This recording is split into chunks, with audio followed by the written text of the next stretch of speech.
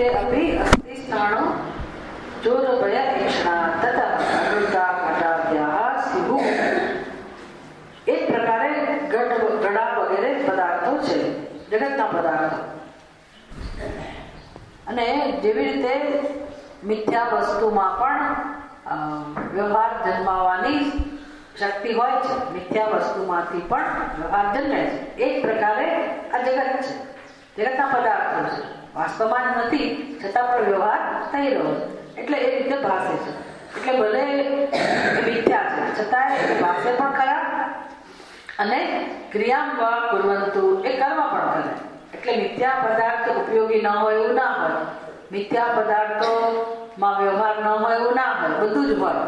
એટલે એ વ્યવહાર કરે છે કે ક્રિયા થઈ રહી છે એટલે મિથ્યા નથી એવું નથી. મિથ્યા વસ્તુ પણ કર્મ કરવા માટે ઉપયોગી થઈ શકે, એમાં પણ વ્યવહાર થઈ શકે. એટલે ઘડામાં પાણી લાવી શકાય, ઘડો બીજી બધી રીતે ઉપયોગી બને. કુંભાર તો બનાવતો છે ને ઘડો, એને ઉપયોગ ના હોય તો ના બનાવે. એટલે ઘડાને પૈસા મળે, અરે કુંભારને પૈસા મળે ઘડાનું સર્જન કરવાથી, એનો રોજગાર ચાલે અને આપણે કામ પણ કરી શકીએ. તો આ બધો જે વ્યવહાર છે એ કોનાથી થાય છે? જે ઘડો મિથ્યા છે, એટલે મિથ્યા વસ્તુથી પણ વ્યવહાર તો થાય છે. એટલે અત્યારે ભલે એ ઉપાધિ હોય, ઘડો હોય તો પણ કેવો છે? મિથ્યા. ઉપયોગી હોય તો પણ કેવો છે? મિથ્યા. આખું જગત, બધા પદાર્થો ભલે બધું વ્યવહાર ચાલતો હોય અને વિશેષ વ્યવહાર ચાલતો હોય, દરેકનો વિશેષ વ્યવહાર હોય, પશુ પક્ષી મનુષ્ય, અને દરેકનું કામ જુદું જુદું હોય. સૂર્યનું કામ જુદું, ચંદ્રનું કામ જુદું, તારાઓનું કામ જુદું, બધા વિશેષ કાર્ય કરી રહ્યા છે. તો એ બધો વ્યવહાર, સમસ્ત જગતનો વ્યવહાર ઉત્પત્તિ સ્થિતિ લઈ ભલે ચાલતો, પણ એનો અર્થ એવો નહીં કે બધું સત્ય છે. સત્ય છે એટલે હવે સાથે બીજું યાદ રાખવાનું કે કોણ સૂર્ય બનીને પ્રકાશે છે, કોણ ચંદ્ર બનીને પ્રકાશે છે, પડે ને? એટલે કોણ ઘડો બન્યો છે, કોણ શકરું બન્યું છે, કોણ ઉપયોગી છે? માટી જ ઉપયોગી છે ને, બધા વ્યવહારમાં માટી જ છે. માટી ને માટી. હવે આ સત્ય મિથ્યા કરતા વસ્તુ મહત્વની કઈ છે તો કે એક અને અદ્વિતીય પરમાત્માનું દર્શન. એક અને અદ્વિતીય પરમ તત્વ પરમાત્મા સત્ય છે, એ જ જગતના રૂપમાં અભિવ્યક્ત થવો છે. એ દર્શન મહત્વનું છે, કારણ કે એ દર્શન કે એ સમજ આપણને અંતઃકરણમાં શાંતિ અને પ્રસન્નતાનો અનુભવ કરાવે છે. એટલે ઘણા વખતના સંઘર્ષ પછી, ભક્તિ પછી નરસિંહ મહેતા આવું બોલે, અખિલ બ્રહ્માંડમાં એક હતું શ્રી હરિ, જુજવે રૂપે અનંત ભાસ. પછી કોઈ દુઃખ નથી, વૃક્ષ થઈ ફૂલી રહ્યો આકાશ, પવન તું, પાણી તું, ભૂમિ તું, ભૂધરા. એટલે આનંદ છે. પછી તમે બધામાં કોનું દર્શન કરો? પરમાત્મા. તો જીવ માત્ર ની અંદર, કીડીની અંદર પણ ચીટી સે ઊંચા પર્વત બનકર હર દેશ મેં તું, હર વેશ મેં તું, દર્શન. કેવી રીતે તું વાદળ બની ગયો, કેવી રીતે વરસાદ બની ગયો, અને કેવી રીતે બધી ક્રિયાઓ થઈ રહી છે, બધી પ્રવૃત્તિ થઈ રહી છે. ચીટી સે ભી અણુ પરમાણુ બના, અત્યંત સૂક્ષ્મ જંતુ પણ તું બની ગયો અને પર્વતથી મહાન પણ તું બની ગયો. એમ આખા જગતમાં તું જ સર્વત્ર વ્યાપ્ત છે. આ મિથ્યાચારનો અર્થ આ થયો. જગત મિથ્યા છે એટલે શું? પરમાત્મા દૂર છે. જેવું જગત આપણે જોઈએ છે સત્ય નથી. આપણે જગતને પરમાત્મા રૂપે નથી જોતા, આપણે જગતને આપણી રીતે જોઈએ છે. એક તો આપણાથી જુદું જોઈએ છે પહેલી વાર, ખરું ને? પહેલો અધ્યારોપ કેવો? જગત આપણા કરતા જુદું છે. એની પહેલાનો અધ્યારોપ કેવો? હું જીવું છું એટલે હું પરમાત્મા કરતા જુદી છું, એ અધ્યારોપ. પછી જગત મારા કરતા જુદું છે, બીજો અધ્યારોપ. પછી કેવો અધ્યારોપ શરૂ થાય તો કે એ જ જગતમાં જેટલી વસ્તુ મને અનુકૂળ લાગે એના પ્રત્યે કેવો અધ્યારોપ? અનુકૂળતાનો અધ્યારોપ. પછી એમાં રાગ, એ અધ્યારોપ. પ્રતિકૂળતાનો અધ્યારોપ. જો ઈશ્વર બધું હોય તો અનુકૂળ કોણ ને પ્રતિકૂળ કોણ? ખબર પડે? બધું ઈશ્વર જ હોય તો આપણને અનુકૂળ કોણ ને પ્રતિકૂળ કોણ કેવી રીતે નક્કી કરી શકાય? પણ આપણે વ્યવહાર પછી જ કરીએ છીએ. પહેલા એને અનુકૂળતાનો સિક્કો મારીએ પછી પ્રતિકૂળતાનો. તો ભગવાનને કઈ વાંધો નથી, તમને જે અનુકૂળ લાગે એની સાથે તમે વ્યવહાર કરો, એનો ઉપયોગ કરો. પણ આપણે તો પછી એને પકડી રાખવા માંગીએ. કેમ તો કે મારી પાસે હોય તો સુખી, શું હોય, જે મને અનુકૂળ લાગ્યું, જે મને ગમ્યું એનો મારું બનાવું, એના માલિક બનીએ અને પછી જીવન જીવીએ. પછી હવે આ આપણી રીતિ થઈ અને જે મને ન ગમે એના પ્રત્યે દ્વેષ. એટલે અન્યાય કોને થાય? જેને પકડવા માંગીએ છીએ એ પણ અન્યાય છે, જેને છોડવા માંગીએ એ પણ. કારણ કે એક જ પરમાત્મા હોય તો તમે કોઈકના માટે અનુકૂળતા, કોઈકના માટે પ્રતિકૂળતા, કોઈકના માટે રાગ અને કોઈકના માટે દ્વેષ, આ વ્યવહાર યોગ્ય નથી. એટલે એ શેમાંથી જન્મ્યો? તો કે અધ્યારોપમાંથી જન્મ્યો. અને સારું ભલે આવું કરો, પણ છેવટે દુઃખ કોને થાય છે? આપણે દુઃખ ભોગવવું પડે છે. કઈ રીતે? તો કે વસ્તુનો નિયમ એવો છે, જગતનો નિયમ એવો છે, એ પરમાત્માનું સર્જન છે, એના પોતાના નિયમો છે. જગતની પોતાની ગતિ છે. કઈ ગતિ છે? તો અસ્તિ જાયતે વર્ધતે વિપરિણમતે અપક્ષીયતે અને નશ્યતે. અને દરેકે દરેક પદાર્થ કેવો છે? પરિવર્તનશીલ, ક્ષર સ્વભાવ વાળા. અને આપણે જ્યારે અનુકૂળ કહીએ ત્યારે આપણે એને હંમેશા આપણી પાસે રાખવા માંગતા હોઈએ અને એનો સ્વભાવ કેવો હોય? સ્વરૂપ બદલાય. પછી વ્યક્તિ હોય કે વસ્તુ હોય, દરેકનો ધર્મ બદલાય. જ્યારે બદલાય ત્યારે હવે અનુકૂળ ન જણાય ત્યારે આપણી સ્થિતિ શું? પછી નાશ પામે ત્યારે આપણી સ્થિતિ શું? બધા દુઃખનો ભોગ કોણ બનીએ છે? આપણે જ બનીએ છીએ. અને બધું દુઃખ શેમાંથી જન્મે? જગત એવું છે એટલા માટે. જગત એવું છે એટલા માટે જગતને ખોટી રીતે જાણીએ છીએ, જોઈએ છીએ. એટલે જગત પરમાત્મા જ છે એવું કહેવા કરતા પરમાત્મા જગતના રૂપમાં અભિવ્યક્ત થયો છે. આપણે જે જગત જોઈએ છીએ એ જગત તો છે જ નહીં. એટલે કે અનુકૂળતા, પ્રતિકૂળતા, સારું ખરાબ, મારું તારું એવું જગત તો અસ્તિત્વમાં જ નથી. એ આપણું જ સત્ય છે, એ આપણો અધ્યાય છે. જગત મૂળથી જે છે એ જગત ખાલી નામરૂપ વાળું છે અને એમાં સર્વત્ર પરમાત્માની અભિવ્યક્તિ છે. એ જગત દુઃખ આપનારું નથી. એટલે એને પરમાત્મા જ અભિવ્યક્ત થયો છે. પછી એમાં અવિવેક ક્યાં લો? ભ્રમ ક્યાં લો? જગત તમે જેવું જુઓ છો એવું જાણો છો. અખિલ બ્રહ્માંડમાં એક હતું શ્રી હરિ. તો એ શ્રી હરિ પોતે જ અખિલ બ્રહ્માંડ રૂપે અભિવ્યક્ત થયા હોય. એ જ પવન, એ જ પાણી, એ જ વૃક્ષ, એ જ વેલાઓ, એ જ પશુ, એ જ પક્ષી. તો આ જ્યારે બુદ્ધિ હોય તો સર્વત્ર જગતમાં પરમાત્માનો જ વિલાસ છે. આપણો સમાવેશ છે શેમાંથી જાય? પરમાત્મા. પછી એક જગત જ રહે, જીવને જગત ના રહે. પછી એકલું પરમાત્મા, જેને કહેવાય ઈશાવાસ્યમ ઇદમ સર્વમ, જે છે એ પરમાત્મા છે. એમાં શાંતિ છે, એમાં આનંદ છે. એટલે ભલે વાસ્તુ જગત કુર્વંતુ વા ક્રિયા, ભલે બધા પદાર્થો ક્રિયા કરે, ભલે વ્યવહાર થાય. આપણે શું કામ એવું કહેવું જોઈએ કે કોઈ વ્યવહાર થવો જ ના જોઈએ? ભલે વ્યવહાર થાય. કોણ કરી રહ્યું છે? મિથ્યા પદાર્થો વચ્ચે વ્યવહાર થઈ રહ્યો છે. આ તો ઈશ્વર સૃષ્ટિની આપણે વાત કરી, પણ આપણી જીવ સૃષ્ટિને કારણે જે વ્યવહાર થાય છે એ વ્યવહારમાંથી ઉપરાંત પામવું હોય તો આ સત્યને જાણવું જરૂરી છે. એ આપણો જે વ્યવહાર છે એ યોગ્ય નથી.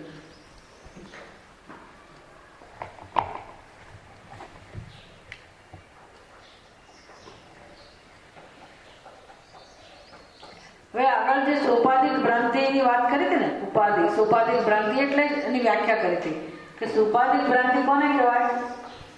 તો કે ભ્રાંતિ નાશ પામે તો પણ ઉપાધિ નાશ પામતી નથી. પણ એ જે ઉપાધિ નાશ નથી પામતી એ ઉપાધિ ક્યારેક તો નાશ પામે. ભ્રમનો નાશ થાય ત્યારે ભલે ઉપાધિ નાશ ન પામે. જેમ કે અત્યારે આપણને ઘડાનો જે ભ્રમ હતો એ નાશ પામે, કારણ કે અહીંયા ઘડો નથી પણ કોણ છે? માટી જ છે. એટલે ઘડાને ઉપાધિ કહેવાય. ઉપાધિ રહી ગઈ, પણ ઉપાધિના સંદર્ભમાં આપણી બુદ્ધિમાં જે ભ્રમ હતો એ ભ્રમ દૂર થયો. પણ ઘડો રહી ગયો, ઘડો નિમિત્ત રહી ગયો, પણ એવું થાય ને કે ઘડો એ નાશ પામે. એટલે ઉપાધિ પણ નાશ પામે એવો સમય આવે ને તો ઉપાધિ હતી ત્યારે ભ્રમનો નાશ થઈ ગયો તો ઉપાધિ ત્યારે રહે જ નહીં. પછી ભ્રમની સંભાવના હોય, પછી ભ્રમની તો કોઈ સંભાવના રહી જ નહીં ને. એટલે એના વિશે વાત કરે છે. સન્નિવેશોપાધિહાને ગચ્છत्येव घटादिभिः विवेकिनां तु वस्तुत्वं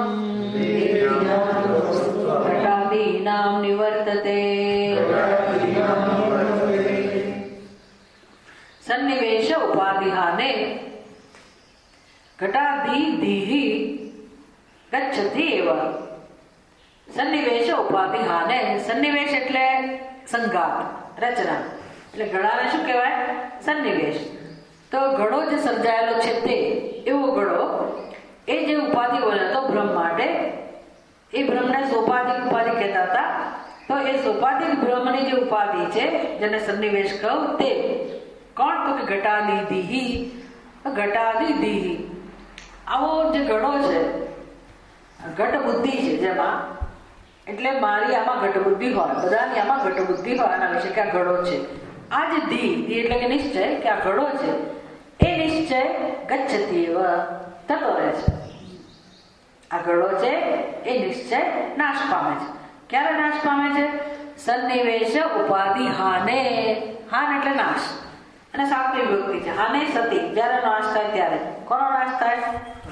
ઘડા. ઘડો ઉપાધિ છે. આ ઘડા રૂપી ઉપાધિનો નાશ થાય ત્યારે ઘટ બુદ્ધિનો પણ નાશ થાય છે. પણ કોની બુદ્ધિમાં? વિવેકી નામ તું વિવેકી વાત. વિવેકી નામ તું વસ્તુ તત્વ ઘટાદી નામ નિવર્તતે.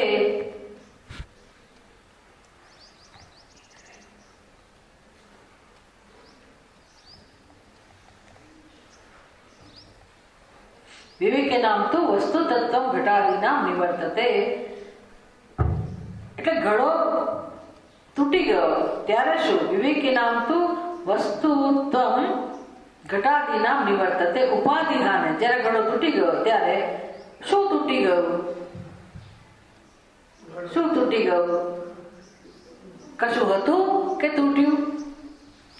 એટલે હવે આપણી દ્રષ્ટિ કેવી હોય? તમે ઘડો તો ફૂટી જ જાય. એટલે કયો ઘડો ફૂટી ગયો? જે હતો તે? જે હતો જ નહીં. એટલે હવે જે જાણે છે એની દ્રષ્ટિ કેવી હોય ઘડો તૂટી જાય ત્યારે? આમે ઘડો નહોતો. આમ પણ એની દ્રષ્ટિમાં, વિવેકીની દ્રષ્ટિમાં ઘડામાં સત્ય બુદ્ધિ નહોતી. હવે એ જે ભ્રમ તો નહોતો પણ ઘડો હતો ત્યારે સત્ય બુદ્ધિ નહોતી. હવે જયારે ઘડો તૂટી ગયો ત્યારે તો કોઈ પ્રશ્ન રહ્યો નહીં. એટલે ઘટ બુદ્ધિ જ જતી રહી. પહેલા તો ઘડો છે પણ કેવો ઘડો હતો? મિથ્યા ઘડો હતો જ્ઞાનને કારણે. હવે મિથ્યા ઘડો પણ નથી. પડે ને પણ એવું ક્યારે થયું? હવે ઘડો છે જ નહીં કોઈ કારણે. હવે મિથ્યા સત્યની માથાકૂટ જ જતી રહી. કેમ? તમે ઘડો જ નથી. પણ એવું ક્યારે થયું?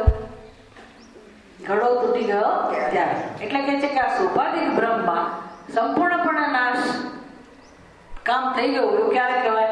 ઉપાધિ નાશ પામે ત્યારે. એટલે ઘડો તૂટી જાય ત્યારે વિવેકી હવે સ્પષ્ટપણે ત્યાં ઘડાને જોતો. કોઈ જોતું નથી પણ વિવેકી તો કયા ઘડા નથી જોતો?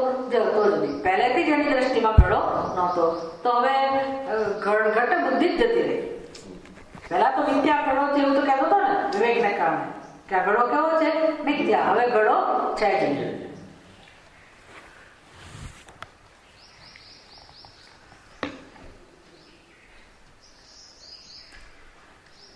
હવે આપણને સમજાવે છે. તમારી બુકમાં લખ્યું હશે ઉપર ગુજરાતીમાં જે લખેલું છે ને, યથા સૌમ્ય એકેન મૃત્પિંડેન સર્વમ મૃન્મયમ વિજ્ઞાતમ સ્યાત વાચારંભણમ. સ્યાત ત્યાં આગળ સ્ટ્રોક હોવો જોઈએ. સ્યાત વાચારંભણમ વિકારો નામધેયમ મૃત્તિકા ઇત્યેવ સત્યમ. આ છાંદોગ્ય ઉપનિષદનું વાક્ય છે. ગુરુજી કહે છે કે આ સિદ્ધાંત કેવો છે? યથા જેવી રીતે એ સૌમ્ય શિષ્યને કહે છે, એ સૌમ્ય એકેન મૃત્પિંડેન સર્વમ મૃન્મયમ વિજ્ઞાતમ સ્યાત. એક મૃતપિંડથી, મૃતપિંડ એટલે ઘડો, કોઈ પણ વસ્તુ જે માટીમાંથી બનેલી હોય અને પિંડ કહેવાય. આપણું શરીર પણ શું કહેવાય? પિંડ કહેવાય. જે બનેલું છે, સર્જાયેલું છે એને પિંડ કહેવાય. એટલે ઘડો પિંડ છે. પણ શેનો પિંડ છે? માટીનો. તો એકેના મૃતપિંડ, કોઈ એક જ નામનું, એક જ ઘડો, એક જ પદાર્થને સારી રીતે જાણવાથી, એકેના મૃતપિંડેના, એક ઘડાને મૃન્મય જાણવાથી કે આ ઘડો માટી જ છે એવું જાણી લીધું. એનાથી શું જ્ઞાન પ્રાપ્ત થયું? સર્વમ મૃન્મયમ વિજ્ઞાતમ સ્યાત. એટલે બધા માટીના પાત્ર, બીજા બધા માટીના પાત્ર હોય તો જ્ઞાન થયું કે ના થયું? એ ઘડા તમે માટી જ છે એવું જાણી લીધું. એટલે કે માટી સત્ય છે ને ઘડો મિથ્યા છે જાણી લીધું. તો ત્યાં જેટલા પદાર્થો હોય એ બધા પદાર્થોનું જ્ઞાન થઈ ગયું કે ના થઈ ગયું? તો હવે જ્ઞાન થઈ જવાથી શું હવે તમે કહેશો? વાચારંભણ વિકારો નામધેયમ, કે બધા પાત્રો કેવા છે? ઘડો, શકોરું, તાવડી, અને આ બધા પાત્રોને શું કહેવાય? નામધેયમ, નામ અને રૂપ છે. આ બધા પાત્રો શું છે? માત્ર નામ રૂપ છે. વિકાર છે. કોનો વિકાર છે? માટીનો. એટલે આ બધા નામરૂપ કેવળ માટીનો વિકાર જ છે. ત્યાં સત્ય એક જ છે. ત્યાં સત્ય માટી જ છે. પહેલા ગણતરી થતી હતી કેટલા પાત્રો છે. ગણતરી કોની થાય? પાત્રો. માટીની ગણતરી થઈ શકે નહીં. તો પહેલા ગણતરી સાચી હતી, આટલા પાત્રો છે. અને હવે એ આટલા પાત્રો હોવા છતાં ગણતરી કેટલી રહી? કોઈની નહીં. એવું ના કહેવાય કે એક પાત્ર છે, માટી જ છે. ખરો ને? ગણતરી જ જતી રહી. ત્યાં માત્ર માટી જ છે. શેનાથી આવું થયું?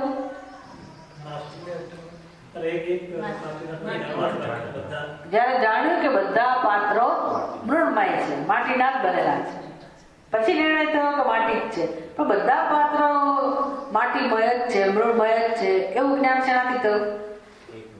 એક ઘડાને જાણવું. એક ઘડાને સાચી રીતે જાણી લીધો કે ત્યાં ઘડો કોઈ કાળ છે જ નહીં. તો એક ઘડાને જાણવાથી બીજા બધા ઘડા જણાઈ ગયા, બધા પાત્રો જણાઈ ગયા. એક તો આટલી મોટી કોઠી હતી તો તમે એનું તત્વ જાણી લીધું. જાણી લીધું કે નહીં જાણે? આટલા અવસ્થા ઘડાને જાણવાથી ત્યાં ગમે તે વિશાળ કોઠી હોય કે માટીનું આખું ઝૂંપડું બનાવ્યું, ગમે તે બધું જાણી લીધું કે નહીં? રહસ્ય સમજાઈ ગયું કે નહીં? એમ આપણે આપણી પોતાની ઉપાધિને એકને જાણી લઈએ કે શેની બનેલી છે. ખરેખર આપણા શેના બનેલા છે? શેના બનેલા છે? કોઈ દિવસ વિચારતા નથી કે હું એટલે કોણ. તમે શરીરને હું કહેતા હો તોય તમે જાણી શકો કે આ જે શરીરને હું કહું છું એ શામાંથી બન્યું, શેમાંથી બન્યું. તો કે અત્યારે એ ટકે છે શેના, તેના બધી ખબર પડે. અન્ન પોષે કોણ? અન્ન. તો અન્નમાંથી બન્યું. અન્ન ક્યાંથી આવ્યું? અન્ન શેમાંથી બન્યું? પૃથ્વીમાંથી. એમ કરતા કરતા તમે ક્યાં સુધી પહોંચી શકો? શેના બનેલા છીએ આપણે અત્યારે? પાછા જાઓ તો પણ એ જ પરમ તત્વ પ્રાપ્ત થાય કે ના? અને જેને હું કહું છું, એ જે અનુભવે છે, આ શરીરને હું કહેતા હોય એ તો એ શરીર શેમાંથી જન્મ? તો કે બ્રહ્મમાંથી. અને હું ચૈતન્ય સ્વરૂપ, જીવાત્મા જે હું, જે જ્ઞાન સ્વરૂપ છે, એ કોણ છે? એને હું કહું તો પણ એ કોણ છે? બ્રહ્મ. એમ ગમે તે રીતે તમે તમારું ચિંતન કરો તો તમે શેના બનેલા? સમજાય છે? શેના બનેલા? એ વિચાર નથી કરતા એટલે જ મુશ્કેલ છે. એટલે હવે જે પેલો અહંકાર છે ને, હું જીવ છું, જે વાસ્તવમાં છે જ નહીં, જે અહંકાર એનો કોઈ આધાર સાબિત થતો નથી. જેમ ઘડાનો સત્ય સ્વતંત્ર અસ્તિત્વ સાબિત થતું નથી, એમ અહંકારનો કોઈ સ્વતંત્ર અસ્તિત્વ સાબિત થતું નથી. પણ અત્યારે કોનું ચાલે છે? કોણ દુઃખ આપે છે? પડે ને? કોણ દુઃખી થાય છે? કોનું ચાલે છે? અહંકાર. અને એનું કેમ ચાલે છે? કારણ કે આપણે એની સામે થયા નથી. અને અહંકારની સામે કોઈ થાય તો તમારી આવી કે મારી હિંમત? આવું કહી જાય મને કોઈ? પડે ને? એટલે સંઘર્ષ ચાલુ. એટલે કોઈ બીજું અહંકાર સામે થાય તો પછી આપણે હલી જઈએ, આપણે ક્રોધ કરીએ અથવા ભય લાગે આપણને. કોઈ દિવસ આપણે આપણા અહંકારની સામે નથી થયા કે આ અહંકાર કોણ છે, મને કોણ દુઃખ આપે છે, કોણ મારા વિશે આવા નિર્ણયો જાહેર કરે છે, એ કોણ છે? હું જન્મેલી છું કે હું સ્ત્રી છું કે પુરુષ છું કે દુઃખી છું સુખી છું, કહેનારો અહંકાર એ કોણ છે? એની સામે આપણે પ્રશ્નો કરતા નથી કે કોણ જન્મે. માની લીધું કે જન્મ થયો છે. કોઈ દિવસ પૂછ્યું છે કે જન્મ એટલે શું? કોઈ જન્મ થતા જોયો છે? આવી ઇન્ક્વાયરી કરી નથી. એટલે ચાલે છે અહંકાર. જે જન્મ્યો જ નથી એવા અહંકારનું ચાલે છે.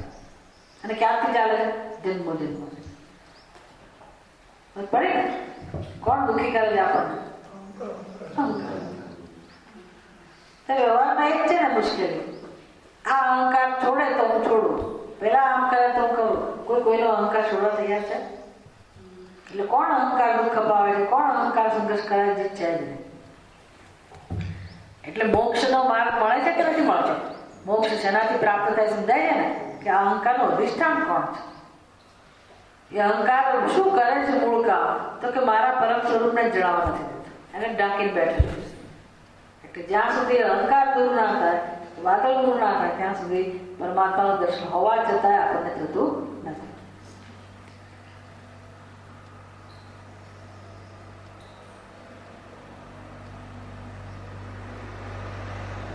ઘટશરાવૈદેવં વાચૈવારપ્યતે વૃતા નિકેતેવ સત્યં સ્યાત્ ન તુ સત્યં ઘટાધિકમ. તો પછી આ ઘડા વગેરે શું છે ત્યારે તમે જાણી લીધું.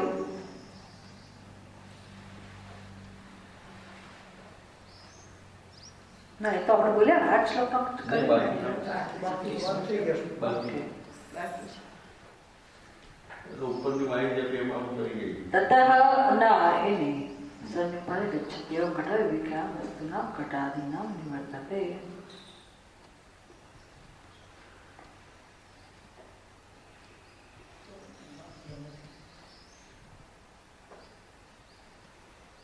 ખાલી પેરેગ્રાફ વાંચ્યો.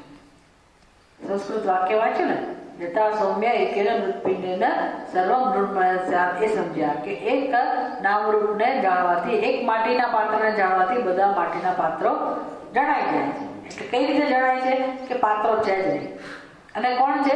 માટી છે.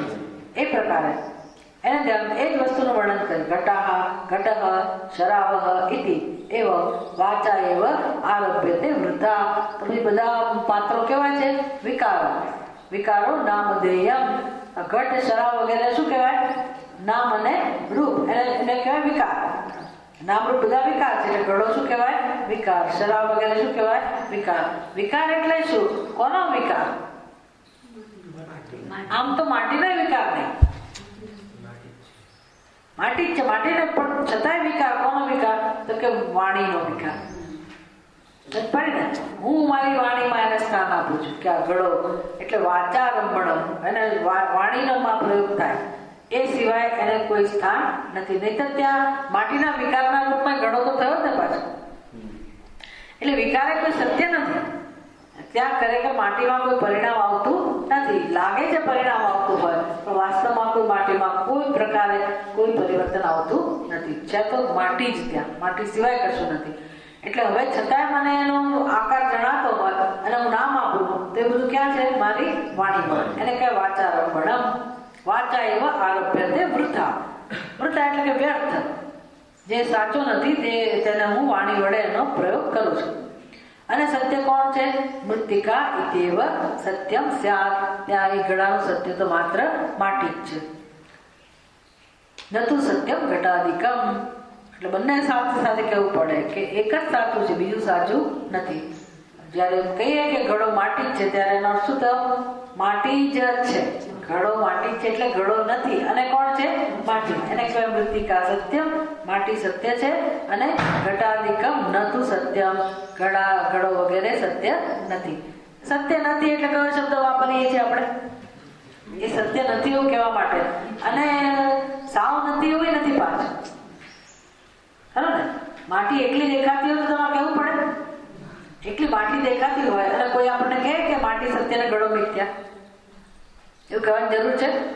ત્યાં ઘડો છે જ નહીં તો ત્યાં તમે મિથ્યા કહો કહેવાની જરૂર નથી, કારણ કે મને ઘડો દેખાતો જ નથી. એટલે પછી હવે અને ઘડો દેખાતી ત્યારે માટી જ છે. સત્ય તો એકનો એક જ છે. ઘડો નથી ત્યારે માટી છે અને ઘડો છે ત્યારે શું છે? માટી જ છે. એટલે સમજ પડે ને? તો હવે મારે એ જે ઘડો ખરેખર નથી પણ દેખાય છે, તો એ ઘડાને મારે કેવો પડે? એક શબ્દ વાપરવો પડે ને કે ઘડો કેવો છે? મિથ્યા. એ નથી કરો મિથ્યાનો અર્થ નથી, પણ કેવો ઘડો નથી?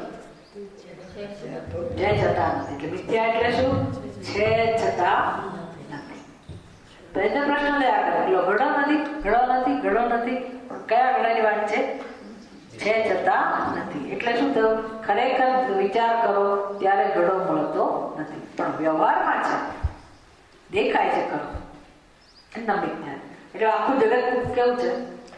વ્યવહારમાં છે, ઉપયોગી છે, સુંદર છે, બધું જ છે. પણ એ જગત જેને હું કહું છું એ પ્રકારનું જગત નથી. કોઈ પ્રકારનું જગત નથી. જ્ઞાન જ છે ખરેખર તો. જ્ઞાનમય પરમાત્મા અત્યારે આ ક્ષણે છે, એ સમજવાનું. એવમ આત્મનોત્પન્નમ પૃથિવ્યાદ્યપિ નાત્મનઃ પૃથગ્વસ્ત્વસ્તિ કિંતુ આત્મન્યારોપાत् પ્રતિભાસતે. एवं आत्मनः उत्पन्नं पृथिवी आदि न आत्मनः पृथक् अस्ति, पृथक् वस्तु अस्ति. 10 नंबर थोड़ो दूर છે. 1 અને 2 एवं एवं એટલે આ જ પ્રકારે. વળી ઉપર જવાનું. આ જ પ્રકાર એટલે કઈ પ્રકારે? મૃત્તિકા ઇત્યેવ સત્યમ ન તુ સત્યમ ઘટાધિકમ. એ પ્રકારે ઘડાના સંદર્ભમાં જેમ માટી જ સત્ય છે, ઘડો વગેરે સત્ય નથી, એવો આ પ્રકારે. હવે ઘડા વગેરે કેવા છે? માટીમાંથી ઉત્પન્ન થયેલા. એવી રીતે જગત શેમાંથી ઉત્પન્ન થયેલું છે? આ ઉપનિષદમાં ક્યાંથી ક્રમ શબ્દ?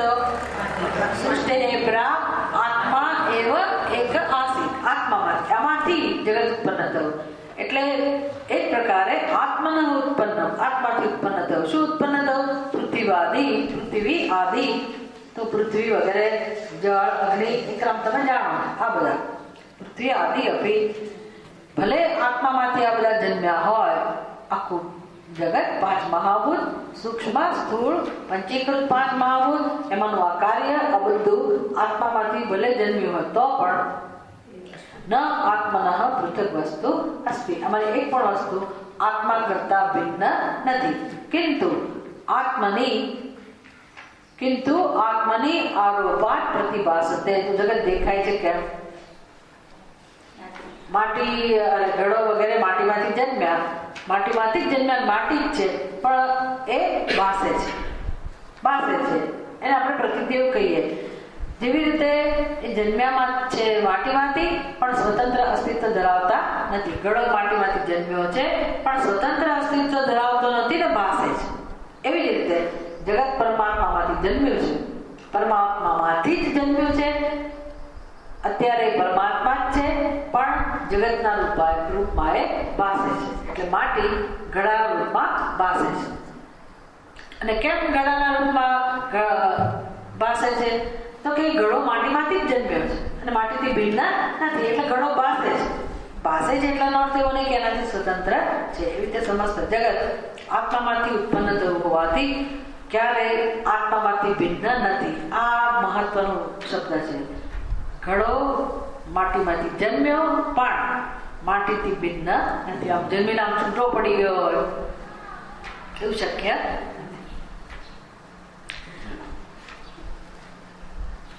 એવું જ હોય ને. તમને ખાલી કોઈ એમ કે ઘડો માટીમાંથી જન્મ્યો તો આપણે સ્વીકારી શકીએ. કેમ? તો કે ઘડા પહેલા શું હતું? માટી. ઘડો નાશ પામે પછી શું બને? માટી. એટલે ઘડો જન્મ પહેલા માટી હતો અને ઘડો નાશ પછી પણ માટી હશે. આટલું જ્ઞાન તો મુશ્કેલી નથી. મુશ્કેલી શેમાં છે?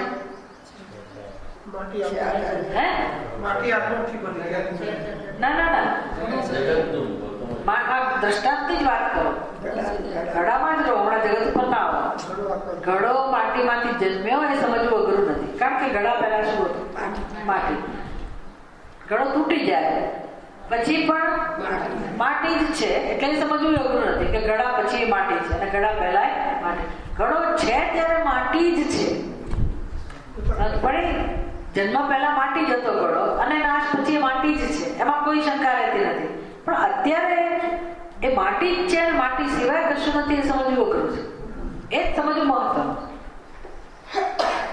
એમ મને કોઈ એમ કે જન્મ પહેલા તો તમે બ્રહ્મ હતા, દરેક જીવ જન્મ પહેલા બ્રહ્મ હતો, તો સમજી શકીએ કે વાત સાચી છે. કારણ કે જે પરમાત્મા પહેલા હતું તો બધું પરમાત્મામાંથી જન્મ્યું અને બધું નાશ પામ્યા પછી ક્યાં જાય?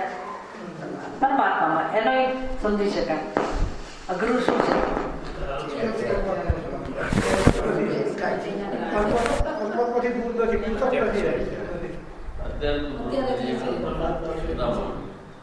ઘડો જયારે છે ત્યારે પણ ઘડો નામની વસ્તુ નથી અને માટી જ છે.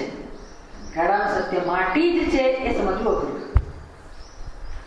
ખરું ને? એ કોણ નથી સમજવા દેતું? ઘડાના દ્રષ્ટાંતમાં આ માટી જ છે એમ કોણ નથી સમજવા દેતું?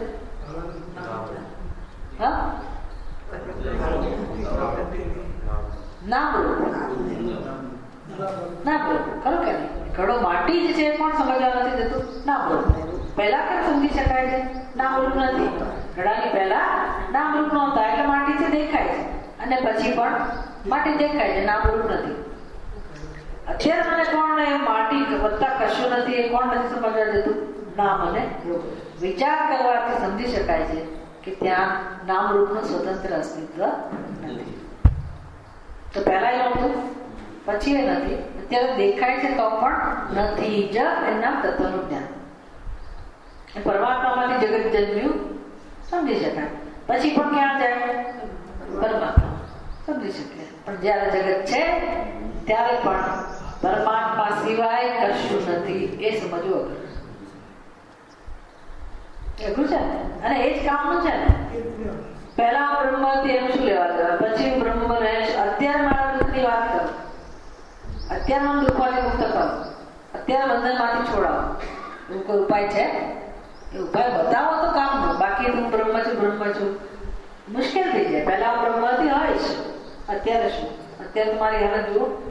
અત્યારે હું કેવી છું? જન્મેલી સ્ત્રી, પુરુષ, વૃદ્ધ, માંદા, મરનાર, એકલા, અટુલા કે બધાની વચ્ચે દુઃખી. દરેક જીવનો હોજ ક્યાં છે? અત્યારનો હું કેવો છે એ એનો પ્રશ્ન છે. એનો ઉકેલ આપો એ મહત્વનો છે. અને એને કેમ બ્રહ્મ છે એમ જાણવું અઘરું છે ને. એવા હું બ્રહ્મ છે એવું કે કોઈ સમજી શકે નહીં. કોણ વચ્ચે આવે છે? કોણ વચ્ચે આવતું છે? નામ અને રૂપ. ઘડામાં જેમ નામ અને રૂપ, અત્યારે કોણ વચ્ચે આવે છે? નામ અને રૂપ. નામ અને રૂપ એટલે આપણી ઉપાધિ. ઉપાધિ છે માની બનેલી છે.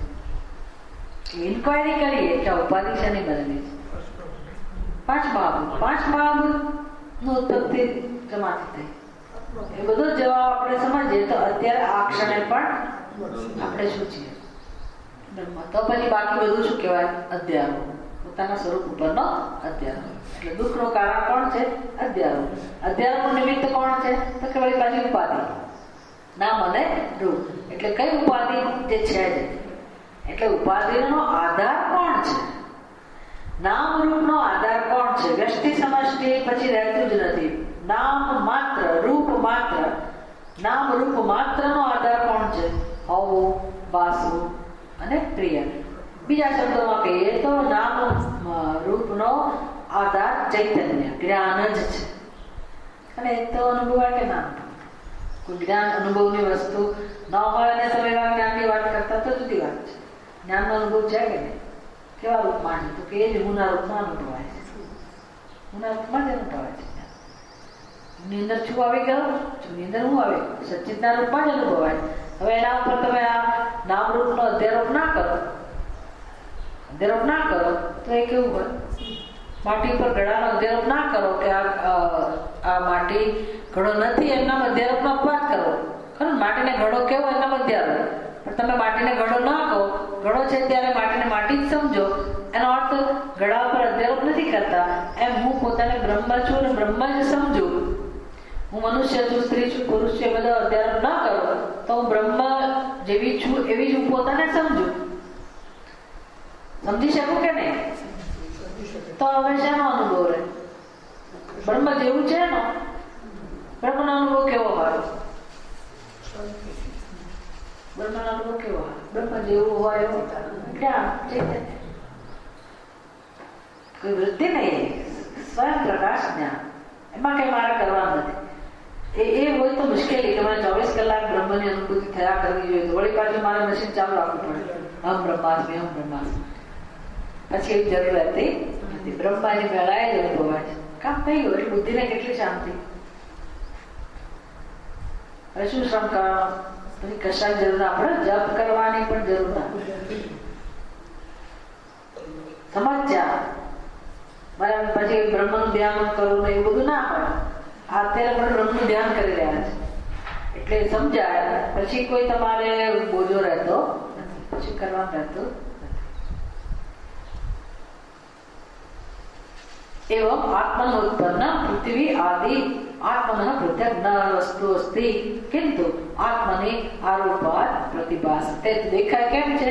કારણ કે આત્મામાં એનો અધ્યારોપ થયો છે. એટલે હું જ મારા ઉપર આવો અધ્યારોપ કરું છું. હું એટલે પૂર્ણ બ્રહ્મ મારા પર અધ્યારોપ કરું છું. એનો અધ્યારોપ કરું ખબર? જીવ અને જગત બંનેનો. એટલે જગત પાસે છે.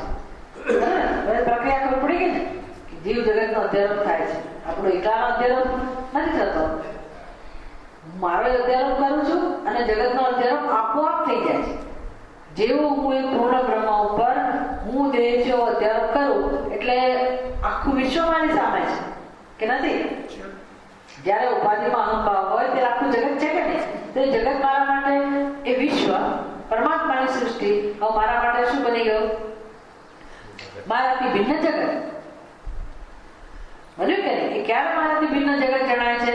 જયારે હું મારા ઉપર હું નો અધ્યારોપ કરું ત્યારે આપોઆપ જેવો હું નો અધ્યારોપ થયો આપોઆપ જગત નો અધ્યારોપ થઈ ગયો. દ્રષ્ટાના અધ્યારોપની સાથે જ દ્રશ્યનો અધ્યારોપ સ્વતંત્ર અધ્યારોપ છે જ નહીં. એટલે દ્રષ્ટા દ્રશ્યનો અધ્યારોપ સાથે જ સમજવાનો કે દ્રષ્ટા દ્રશ્યનો અધ્યારોપ જ થાય છે. અને કોના ઉપર થાય છે? પૂર્ણ બ્રહ્મ ઉપર. પછી એ બ્રહ્મ કે મારો એકનો આત્મા ના હોય. એ બ્રહ્મ કોનો આત્મા થઈ ગયો? આખા દ્રશ્ય જગત નો સોહમ પૂર્ણ તમે પડે ને આ હું છું. આ રીતે અધ્યારોપ થાય છે. એટલે આરોપાત પ્રતિભાસ જગત નો આરોપ થવાથી જગત પાસે છે. જગત ની વ્યાખ્યા આપણે સમજવાની દ્રષ્ટા દ્રશ્ય એવું જગત જે આપણને દુઃખ નો પ્રશ્ન બને, દુઃખ આપનારું બને એવા જગત. સદ્વસ્તુ યાત્મનસ્તત્વં તસ્મિન ભૂમ્યાદિકલ્પનાત પૃથિવ્યાદીનિ સંતેતિ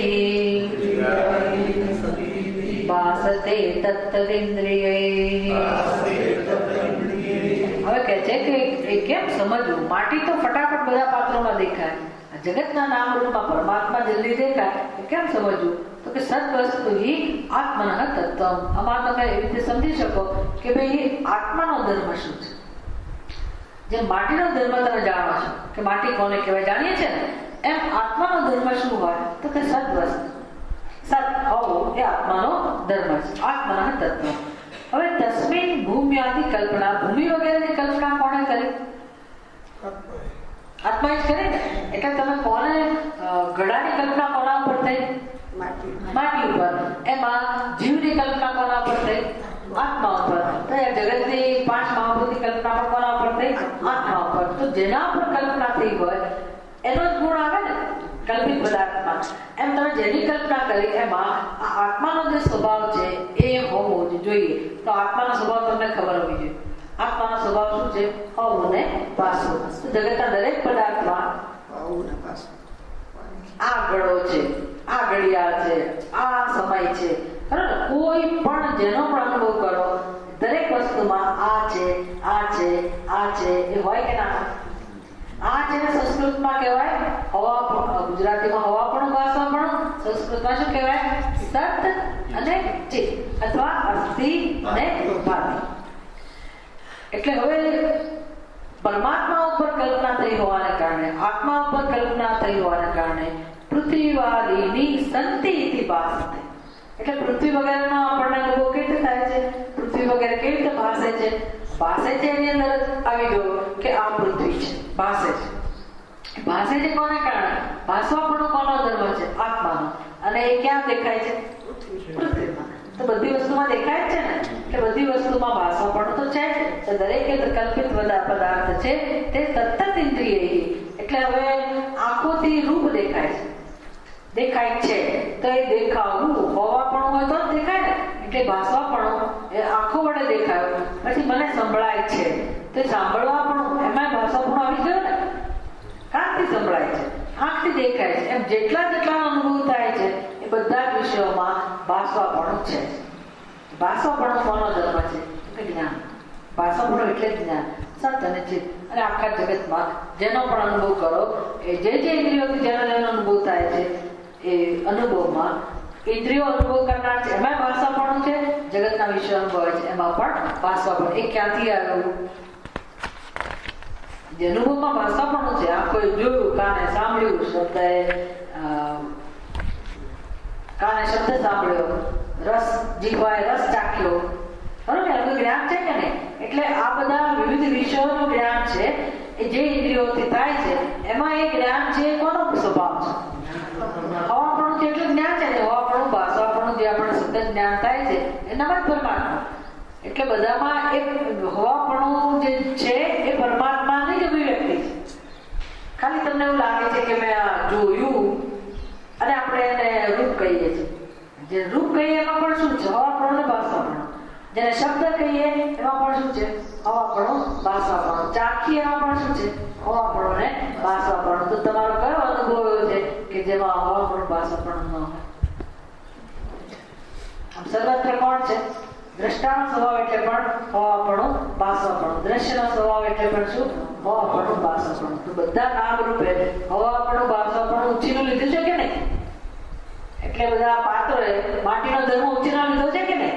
કોના આધારે બધા પાત્રો પ્રકાશતા હતા? માટીના આધારે. આખા જગત પ્રકાશે છે નામરૂપ. કોના આધારે? સતના આધારે, બરાબર ને? અને સત કોનો ધર્મ છે? આત્માનો. બસ તો અત્યારે જે છે કોણ છે? આત્મા. ઓમ પૂર્ણમદ પૂર્ણમિદં પૂર્ણાત પૂર્ણમુદચ્યતે પૂર્ણસ્ય પૂર્ણમાદાય પૂર્ણમેવાવશિષ્યતે. ઓમ શાંતિ શાંતિ શાંતિ. હરિ ઓમ. શ્રી ગુરુભ્યો નમઃ. હરિ